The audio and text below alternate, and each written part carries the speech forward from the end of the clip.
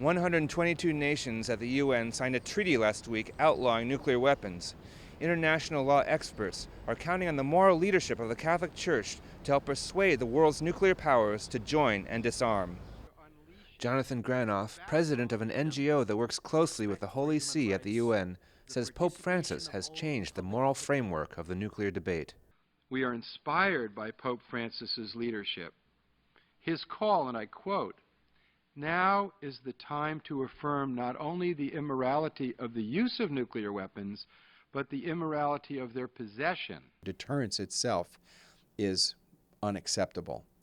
The threat to use nuclear weapons and annihilate millions of innocent people is morally unacceptable. The Pope has made that very clear. And the Holy See has advanced this moral insight into the issue.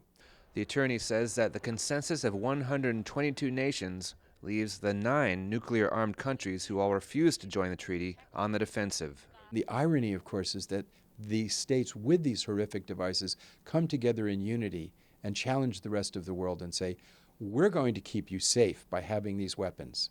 We're going to keep all of you safe by threatening to destroy each other and thus obtain stability. That's absurd. I asked Mr. Granoff how a United States without nuclear weapons could be an effective counterweight to North Korea. Well, to quote our Secretary of Defense, William Perry, our conventional weapons could bomb them into the Stone Age in an afternoon. We absolutely don't need nuclear weapons to do that. Threatening nuclear annihilation is not going to stop their program. On the contrary, the more we threaten them, the more they're going to feel afraid and want to have the weapons. This statue of Mary stands in the UN as a scorched relic of the nuclear holocaust that killed over 100,000 people.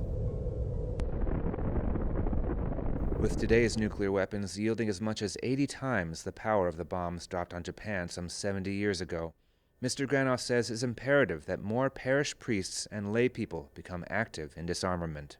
I think it's incumbent upon believers to demand of our political leaders that they come up with a path to bring the nuclear weapon states into compliance with their legal duties to negotiate elimination. Reporting for Currents from Manhattan, I'm Konrad Aderer.